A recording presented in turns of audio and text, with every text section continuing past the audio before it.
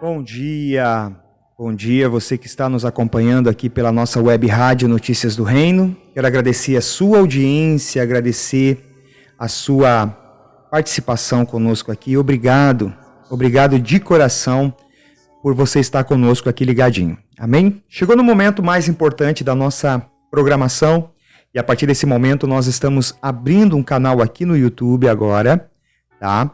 E vamos estar ministrando uma palavra para vocês dentro daquilo que nós já estamos ministrando ao longo dessa semana, né? Encerramos hoje esse tempo falando sobre esse assunto tão urgente, tão importante para a Igreja de Cristo nesse tempo, né? Não só para a Igreja, mas também para a sociedade, né? Nós estamos vivendo e vendo uma sociedade que ela vem crescendo, porém não amadurecendo, né? Existe uma diferença muito grande entre idade cronológica e maturidade, né?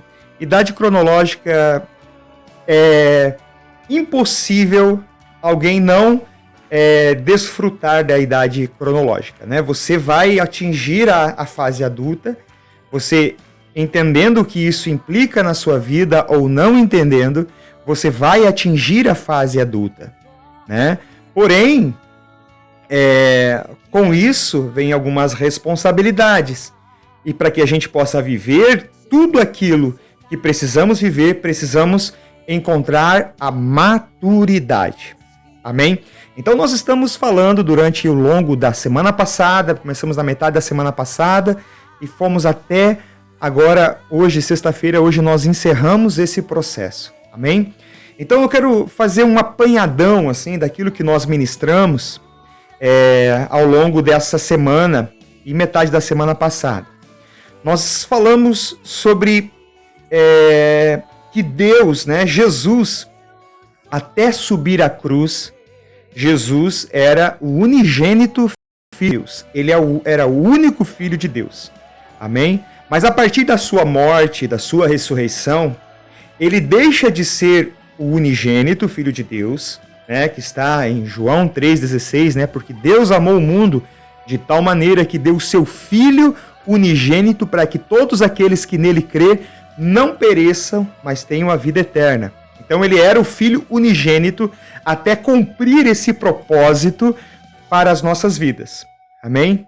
Porém, em Romanos capítulo 8, versículo 28 diz: "E sabemos que todas as coisas contribuem juntamente para o bem daqueles que amam a Deus, daqueles que são chamados segundo o seu propósito.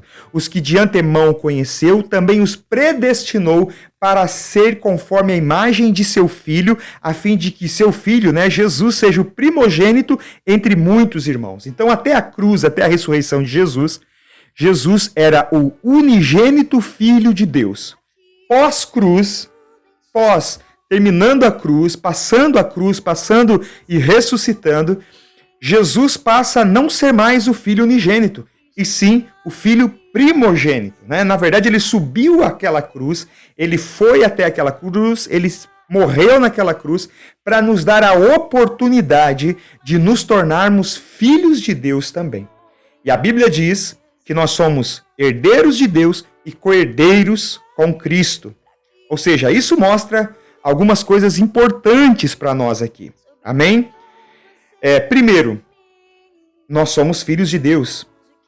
João capítulo 1, versículo 12 diz que todos quanto creram e o receberam, o Senhor tem, essas pessoas que creram e receberam o Senhor tem dado a eles um poder de se tornar filhos de Deus. Então, somos filhos de Deus. Segunda coisa, somos herdeiros de Deus e co-herdeiros com Cristo. O que isso quer dizer? Que tudo aquilo que Cristo conquistou na cruz, tudo aquilo que é herança de Cristo, ela nos alcança também. Só que aí nós vamos começar a observar que em Gálatas, por exemplo, capítulo 4, o apóstolo Paulo, quando ele está ensinando, ele fala assim, olha, o menino, mesmo sendo dono de tudo, ele não se difere de nada de um servo, enquanto ainda ele é imaturo. Sabe o que eu entendo com isso, meu amado? que muitos de nós, mesmo sendo filhos de Deus, muitos de nós tendo direito a uma herança poderosa em Deus, Cristo conquistou isso para nós, mesmo nós tendo toda essa condição, eu percebo, amados, que muitos de nós temos perdido e não estamos vivendo e recebendo a herança e a vontade de Deus perfeita e plena para as nossas vidas, porque ainda somos meninos. E se somos meninos, ainda estamos como servos, como escravos, e não temos, mesmo tendo direito, não podemos receber. Então em Gálatas também, nós ministramos isso aqui, fizemos uma ministração exclusivamente sobre isso. Está no YouTube, você pode procurar depois, no nosso canal no YouTube. Aí o pai que observa o filho que é imaturo, ele coloca tutores sobre a vida desse filho, até o tempo determinado pelo pai. Sabe, quem vai dizer se você é maduro ou não, é o pai.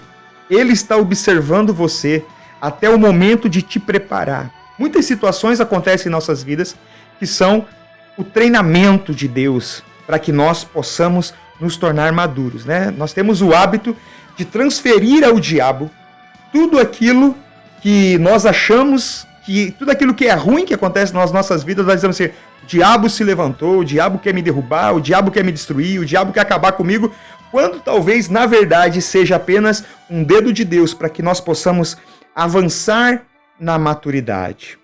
Amém?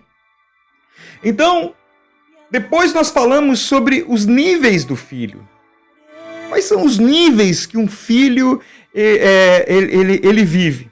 Usamos Efésios capítulo 6, versículo 1 e 2, que diz: vós filhos, sede obedientes aos vossos pais, porque isso é justo. E o versículo 2 diz assim: honra teu pai e tua mãe, que é o primeiro mandamento com promessa. E aqui nós vemos não 2 filhos, mas nós vemos um filho em 2 níveis. Um filho que está na obediência, um filho imaturo. O filho imaturo, ele está sempre naquele lugar de obediência. Eu tenho 2 filhas, minhas 2 filhas, uma é pré-adolescente agora e a outra ainda é criança. Para elas não existe outra alternativa que não seja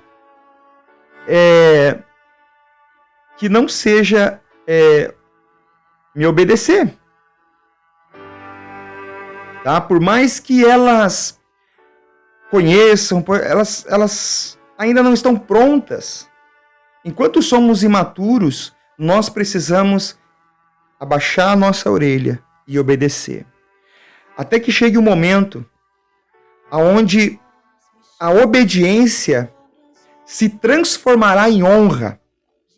O que é a honra? O que eu estou querendo dizer com isso? A obediência não tem, você está escravo dela. Então, se você é imaturo, se eu sou imaturo, nós precisamos obedecer e não temos escolha. Agora, a honra é quando você tem a oportunidade de fazer do seu jeito, mas você lembra daquilo que foi te ensinado, e isso aí rege a sua vida. Esses princípios que você recebeu regem a sua vida, e agora você caminha dentro de honra. Então eu aprendi na obediência como eu devo agir na honra. Você pega a Bíblia, você consegue dividir ela em 2 partes. A velha aliança, obediência. A nova aliança, honra. Né? Então é uma transição de imaturidade para maturidade. Bem? Depois usamos o livro de 1 Coríntios. E no livro de 1 Coríntios nós falamos sobre aquilo que o apóstolo Paulo fala no capítulo 13. Quando eu era menino, eu falava, pensava, agia, corria, me movimentava como um menino. Mas quando cheguei a me tornar homem, eu abandonei as coisas de menino. Ou seja, o que eu entendo com isso? Eu entendo que se tornar maduro, o princípio para se tornar maduro é uma decisão pessoal que nós tomamos. Eu decido, eu percebo, não, eu estou em algumas áreas, então eu vou deixar essas coisas de menino, porque essas coisas de menino não condiz mais com aquilo que é a minha vida, a minha realidade. Amém? Então nós precisamos entender esse princípio. Que se você quer ser maduro, se nós queremos ser maduros, nós devemos, então, buscar em Deus e decidirmos. Eu decido agora abrir mão das coisas de menino. Tem muitas pessoas que, infelizmente, elas não conseguem desfrutar de tudo aquilo que Deus tem para elas, porque elas ainda decidiram continuar no mesmo estado que estão. E depois Efésios capítulo 5, eu vou ler aqui para vocês. Efésios capítulo 5 diz assim: portanto, vede, Efésios 5, versículo 15.